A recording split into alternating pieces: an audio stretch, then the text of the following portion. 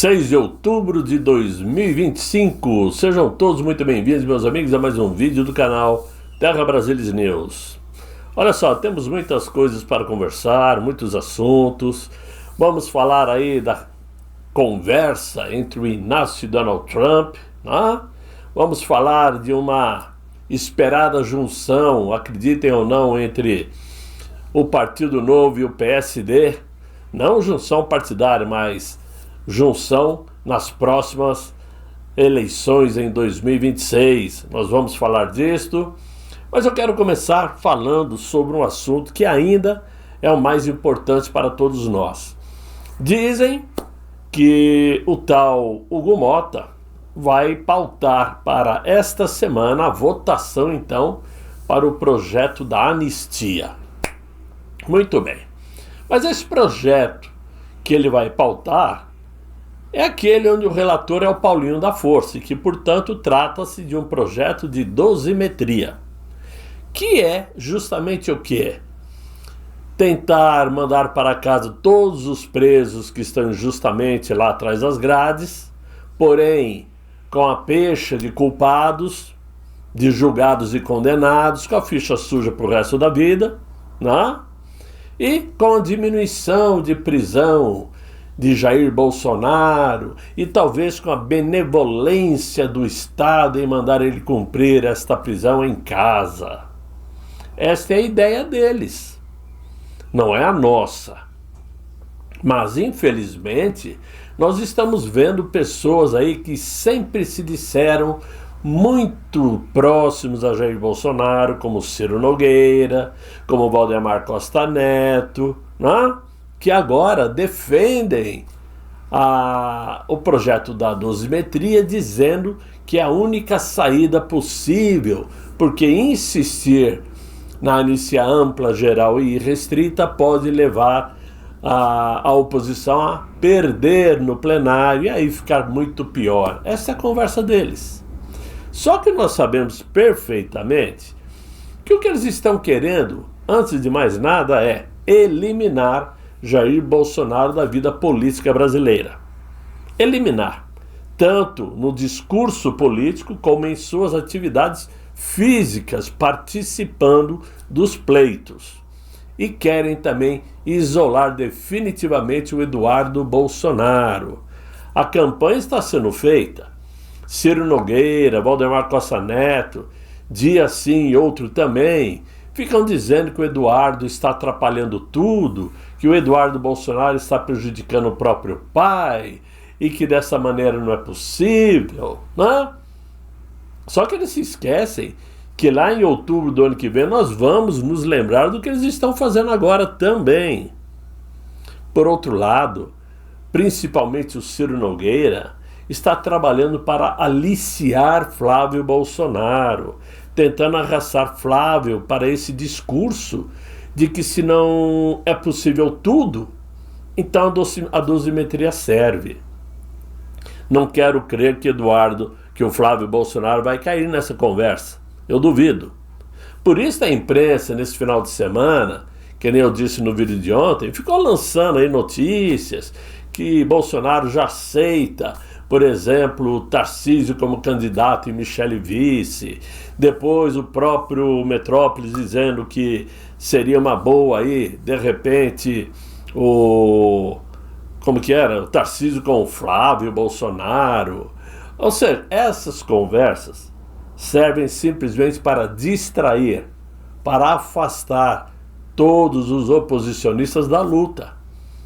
E aí eu pergunto a vocês, quantos parlamentares da oposição que se dizem bolsonaristas fiéis continuam lutando por essa pauta?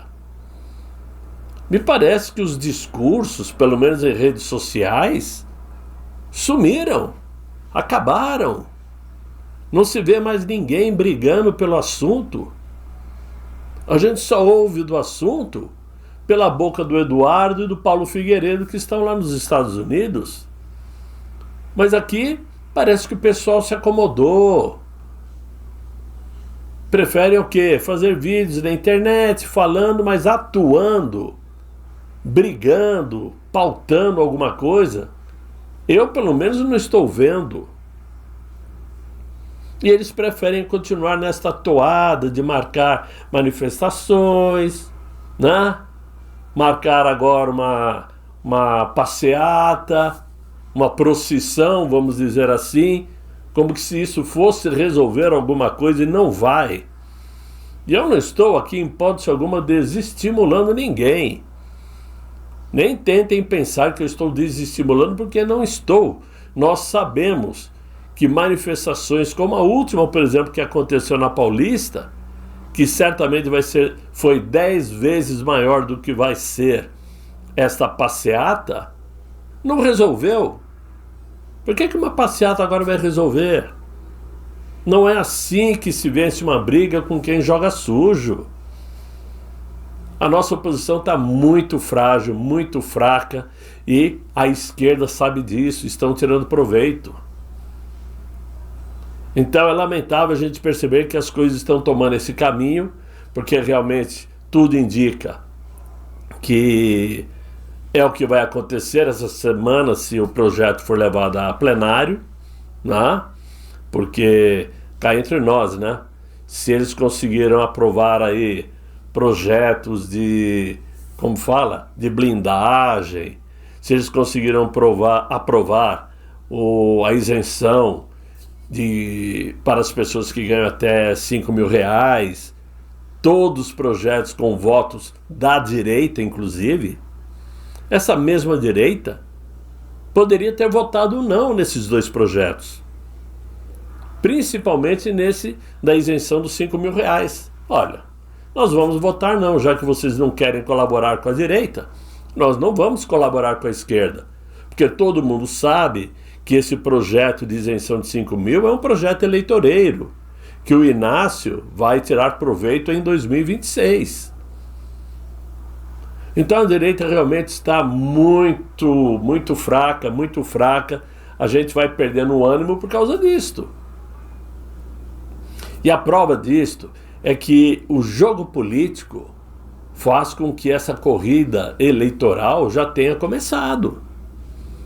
Por isso eu vou falar com vocês daqui a pouco sobre essa união entre o PSD do Kassab e o Partido Novo. Já já nós vamos falar disto. Só que eu quero primeiro falar do assunto que rodou hoje, logo cedo, que foi eu vou chamar de suposta, né? Conversa por videoconferência entre o Inácio e o presidente Donald Trump. Então dizem que participaram dessa conversa o Inácio, o Geraldo Alckmin, o Fernando Haddad, os tradutores, evidentemente, porque ninguém fala inglês ali, né? Mas do outro lado dizem que Donald Trump estava amistoso, cordial, feliz, alegre, chamando o Inácio de o cara. É o que a imprensa está tentando passar para nós. Porque tudo que nós estamos sabendo é pela imprensa.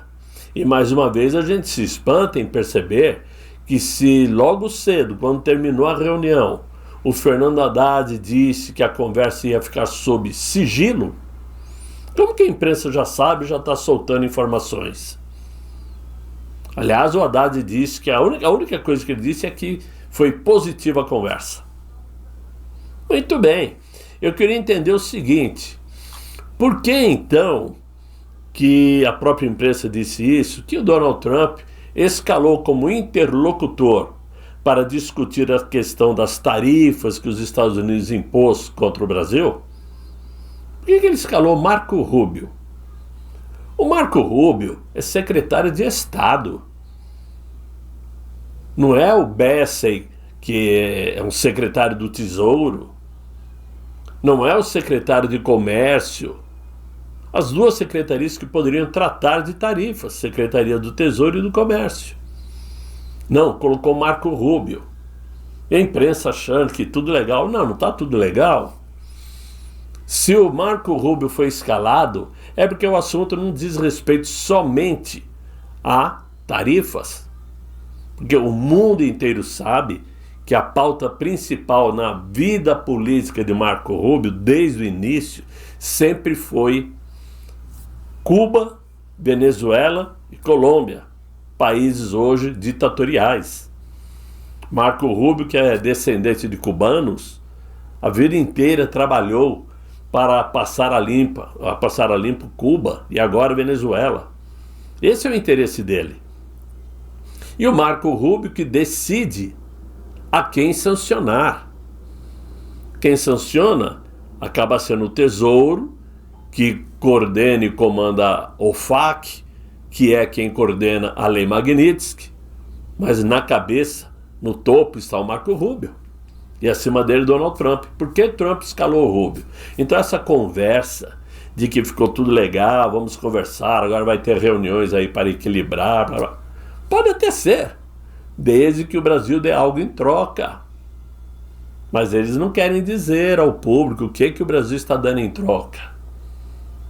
E principalmente, por que o Inácio fugiu do encontro? Não quis o encontro presencial. Porque, evidentemente, não é Donald Trump que quer sigilo, muito pelo contrário. Todo mundo sabe que o estilo de Donald Trump é ser autêntico, verdadeiro. Ele gosta dos holofotes, ele gosta de chamar a atenção, ele gosta de mostrar que ele está fazendo e não está se preocupando com nada. Esse é o estilo de Trump, não manter em sigilo. Então a conversa não é bem por aí. E aí é onde muita gente da direita está achando, é ruim, me desculpe, muitas pessoas da direita estão achando que essa conversa foi um balde de água fria para a direita. Não, não foi. Não foi nada de água fria, muito pelo contrário. A gente não pode levar em consideração o que diz a imprensa, CNN, Globo, porque eles fazem parte do esquema. Né? Então, uma coisa é certa, dificilmente Donald Trump esconderia uma conversa, sobretudo se o tema favorece a ele, favorece as negociações, porque são os Estados Unidos que impuseram as tarifas. O silêncio só interessa ao Inácio. Simples assim. E agora a gente sabe também perfeitamente que, internacionalmente falando, o mundo sabe da fraqueza diplomática do Brasil. Né?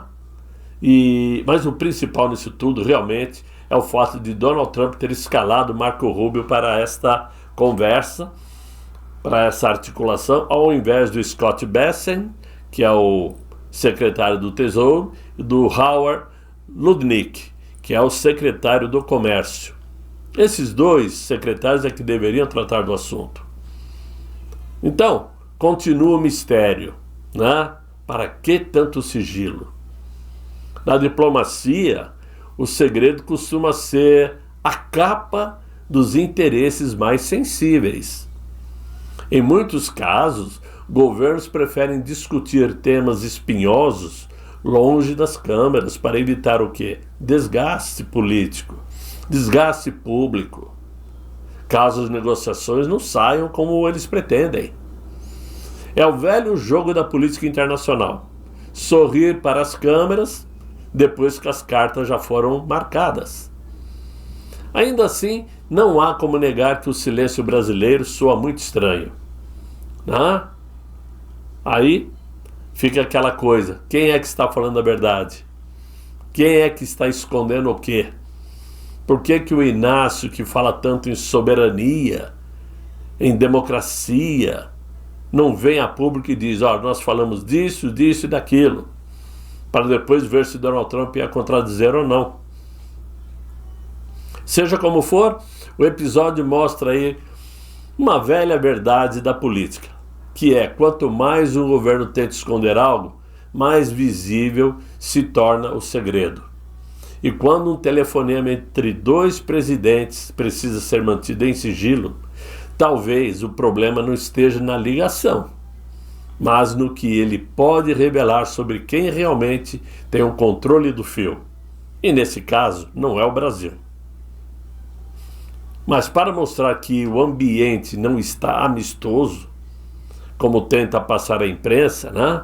Vejam bem como foi o discurso inflamado na manhã de hoje do novo presidente do Supremo, Edson Fachin, que revelou de forma cristalina aquilo que há muito tempo se suspeita nos bastidores de Brasília, que é o fato de que o Supremo deixou de ser um poder moderador para se tornar um partido político da toga e alinhado, evidentemente, ideologicamente com o governo da esquerda, o governo petista, que está disposto a confrontar até mesmo potências estrangeiras para proteger seus próprios interesses. Ao reagir às sanções impostas pelos Estados Unidos contra aquele ministro, Edson Fachin adotou um tom de palanque, não de magistrado. Em vez de falar em nome da justiça, ele falou em nome de uma corporação que se vê como dona do país. Chamou o governo americano de autoritário, de plantão, justamente no dia e na hora onde o Inácio estava falando com o presidente americano. Não tem alguma coisa estranha nessa conversa? O Fachin ainda classificou as medidas americanas como uma afronta à soberania brasileira. Mas o que chamou a atenção do Fachin, né, o que ele chamou de soberania, parece ser, na verdade, autoproteção institucional. Uma tentativa aí desesperada, digamos assim, de blindar um colega acusado de abusos de poder e violação aos direitos humanos, né? E que já está sob o olhar diário da Lei Magnitsky. Nos corredores do próprio Supremo Tribunal, alguns ministros admitem, segundo a imprensa, segundo a CNN, claro, que esse discurso não foi casual. Fachin queria realmente mandar um recado político, transformar a punição internacional ao ministro sancionado em um símbolo de resistência, como se o Supremo fosse vítima de ingerência estrangeira, quando na verdade é o Brasil que tem sido vítima da ingerência judicial. É isto. Foi um assunto muito importante também, por isso que eu trouxe. Agora vamos falar de um outro assunto que abrange muito mais coisas, né? Quando nós vemos aí essa articulação do Centrão tentando realmente isolar a figura de Jair Bolsonaro de um lado e isolar o Eduardo Bolsonaro de outro lado, tudo tem uma razão de ser. Primeiro, aquela de que o Centrão, que inclui Valdemar Costa Neto e Ciro Nogueira, por exemplo, não acreditam mais que podem livrar a cara de Jair Bolsonaro, não acreditam mais que Jair Bolsonaro possa concorrer em 2026, então já deram uma de Pilatos, lavaram as mãos, né? E talvez, quem sabe se no fundo não estão aí preferindo o Barrabás, né? Mas esta é a verdade. Isso funciona como? Com articulações dentro do Congresso Nacional e nos bastidores, os bastidores mais profundos de Brasília.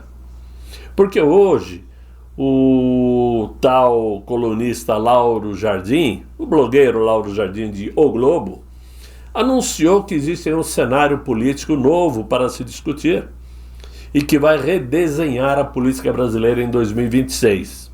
Ele anunciou que o Partido Novo e o PSD de Kassab estão se unindo em uma articulação visando os pleitos de outubro do ano que vem. Muito bem. A gente sabe que em política isso acontece. Olha, eu apoio seu candidato aqui, nesse lugar, e você apoia o meu candidato lá naquele lugar. Isso sempre aconteceu em política. Mas o estranho é você ver aí um partido que sempre se diz equilibrado, né? Um partido aí que foge do extremismo, um partido novo, uma turminha do sapatênis, né? Que reúne figurinhas carimbadas. e que bateram, disseram, falaram de Gilberto Kassab, agora se juntando a ele em alguns estados. Uma aproximação estratégica em vários estados. Os primeiros sinais que demonstram isto aparecem principalmente em estados chaves como Minas Gerais e Paraná, onde os nomes próximos a Romeu Zema, do Partido Novo, e do Gilberto Kassab, do PSD, já discutem abertamente uma cooperação mais ampla. No caso mineiro, a aproximação se dá também por afinidade administrativa, digamos assim, onde Romeu Zema, que é o governador ainda, mantém um estilo light de gestão, considerado eficiente, mas apolítico. Uma hora ele é próximo a Bolsonaro, outra hora nem tanto, né? É contra a esquerda, mas às vezes, né, deixa de falar o que deve. É uma situação peculiar do Partido Novo, mas agrada ao pragmatismo do PSD, do Kassab. Já no estado do Paraná, a articulação passa pela construção de uma frente moderada, né, capaz de disputar o eleitorado conservador, mas sem perder os votos de quem? Do Bozo, né? Sem perder os votos do Bozo, não é Deltan Dallagnol, que é do Novo, né? Ou seja, segundo Lauro Jardim, além das articulações em Minas e no Paraná, o Partido Novo também trabalha em Santa Catarina. E preste atenção nisto, porque é uma situação que chama atenção, se for verdade, porque não dá para confiar. Vamos lembrar que quem está falando é um colunista de visão esquerdopata, né? De um jornal de esquerda. Mas ele diz que em Santa Catarina o Partido Novo está esperando para recepcionar a deputada Caroline de Toni. Dá para acreditar nisto? Porque, segundo eles, a Carol de Toni quer ser candidata ao Senado em 2026. Só que o PL já lançou aí o Carlos Bolsonaro como candidato a senador por Santa Catarina, e o outro candidato é o Esperidião Amin. Olha só, que inclusive é apoiado pelo governador Jorginho Melo, que é de direita. Mas ele apoia o Esperidião Amin e estão apoiando agora o Carlos Bolsonaro. Então a Carol de Toni, que não gostou da ideia, diz que está pensando em partir para o PL, para ser candidata pelo PL. Ora, vamos lembrar, como eu disse agora há pouco, que tudo isso é informação do Lauro Jardim, né? Mas o engraçado nisso tudo é perceber que aos poucos muitos que se dizem bolsonaristas vão se aproximando cada vez mais do Partido Novo. Até porque o Valdemar Costa Neto está fazendo muita força para perder parlamentar. Porque o que tem falado, o que tem dito, é para queimar realmente muitos parlamentares bolsonaristas. Que está virando as costas ao PL. Quando ele bate de frente com o Eduardo Bolsonaro, ele está queimando o filme dele. E ninguém vai deixar de dar apoio ao Eduardo Bolsonaro para dar apoio ao Valdemar Costa Neto. E ele, para falar a verdade, nunca foi ligado a Jair Bolsonaro. Ele aproveitou o momento de coligar o mito e fazer seu partido se transformar num partido gigante. Simples assim. Mas foi por conveniência, né? Eles se agarraram a Jair Bolsonaro por conveniência para garantirem votos. O partido que já tem, o Partido Novo, né, que já tem Marcel Van Hatten, que nunca foi bolsonarista, nunca foi, ele já deu suas cacetadas lá no início, apoiando inclusive a abertura de impeachment contra Jair Bolsonaro quando ele estava no Planalto ainda. O Partido Novo tem o Ricardo Salles, que tem falado muita bobagem e tem mostrado sua cara. Tem o Luiz Lima, que se diz bolsonarista, mas está no Novo. Tem o Eduardo Girão, que é senador pelo Novo, né? Tem um Deltan Dallagnol que não é parlamentar, mas é filiado e pretende voltar a concorrer. E agora, o Partido Novo também está esperando por algumas figuras que chegaram agora e já querem sentar na janelinha, digamos assim, vai. Sem querer falar mal, porque não tenho motivos para falar mal deles, mas chama atenção, porque surgiram agora nas redes sociais e já estão saindo candidatos, como o advogado Jeffrey Chechini e o desembargador, ex-desembargador Sebastião Coelho, que já confirmaram que vão se filiar ou se já filiaram ao Partido Novo para concorrerem. O senador Coelho, Sebastião Coelho para senador e o Chechini para deputado. Tudo bem, os dois estão fazendo bons trabalhos, combatendo a esquerda, defendendo Jair Bolsonaro, então vale a pena confiar. Vale a pena confiar, porque, propriamente dito, nos dias de hoje, se eu fosse sair candidato e tivesse que escolher, qual partido poderia ser escolhido? Confiar no PL do Valdemar Costa Neto? Acho que não dá mais. Em qual outro? Então, o Partido Novo acaba sendo aí uma válvula de escape, né? Segundo informações dos bastidores, mais uma vez explicadas pelo Lauro Jardim, né? Lideranças regionais dos dois partidos estão dialogando discretamente sobre acordos locais que possam fortalecer candidaturas estaduais e federais, especialmente em regiões onde a fragmentação da direita, a direita sapatênis, né, do Partido Novo e do centrão do Kassab, tem favorecido o avanço de forças progressistas. O PT está crescendo porque, evidentemente, o partido está sendo empurrado pela imprensa, né? O governo está investindo dinheiro pesado em propaganda pró-Inácio, então é óbvio que começa a angariar aí interesse. Mesmo a gente sabendo que eles não têm 30% de interesse de votos se for comparar com Jair Bolsonaro. Mas a ideia dos dois partidos é simples: somar estrutura, tempo de televisão, que é importante, musculatura política, para competir de igual para igual com as máquinas partidárias da esquerda, que já orbitam o governo federal, e de preferência conseguirem manter o apoio do bolsonarismo.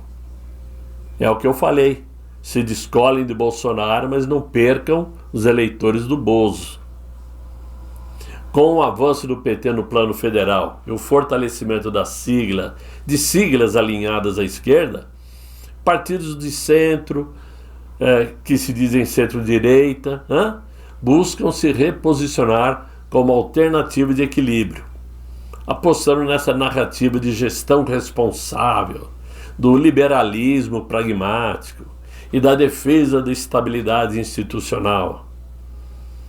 Para o Gilberto Kassab, que é um articulador hábil, raposa velha, malandro, picareta, que conhece o caminho das pedras, o importante é a sobrevivência política, que depende sim de construir pontes. Já para o Partido Novo, ciente de que não possui capilaridade nacional, pelo menos suficiente para aumentar o número de seus parlamentares, claro que essa aproximação é vantajosa. Até pelo que eu disse agora há pouco, cria estrutura, tempo de televisão, a ponto de ter chance de deixarem o isolamento para se tornarem mais relevantes. Então é isso que está acontecendo em Brasília e por isso que nesse exato momento estão tentando escantear Jair Bolsonaro. E cabe a nós, bolsonaristas, aqueles conservadores fiéis, lembrarmos disso quando chegar outubro de 2026. O que para nós é um sacrifício tremendo, porque as nossas opções são muito poucas e nem temos certeza se elas estarão nas urnas, que é o Jair Bolsonaro, o Eduardo Bolsonaro, a Michele, o Carlos, né? E o Tarcísio, governador de São Paulo, que vai tentar a reeleição em São Paulo, já confirmado por ele. Então, é importante ficarmos atentos a esses movimentos para irmos anotando, nome por nome, os verdadeiros traidores do conservadorismo brasileiro. Ok, meus amigos? Por hora era isso que eu tinha para vocês. Espero que vocês tenham gostado desse vídeo. Se gostaram, olha, deixa os likes, se inscrevam no canal, chamem seus amigos para me acompanhar aqui no Terra Brasilis News e prestem atenção que o Redação Terra Brasilis voltou a funcionar. Já coloquei um vídeo hoje e definitivamente vai ter vídeo aqui, vai ter vídeo lá. Ok? Espero contar com vocês amanhã em um novo vídeo, se Deus quiser. Espero pelos likes, pelas inscrições no canal e pela colaboração de quem puder colaborar, ok? Desejo a vocês um excelente final de noite, muito bom descanso e até amanhã, se Deus quiser, Ele há de querer. Fiquem bem, fiquem com Deus. Tchau, tchau.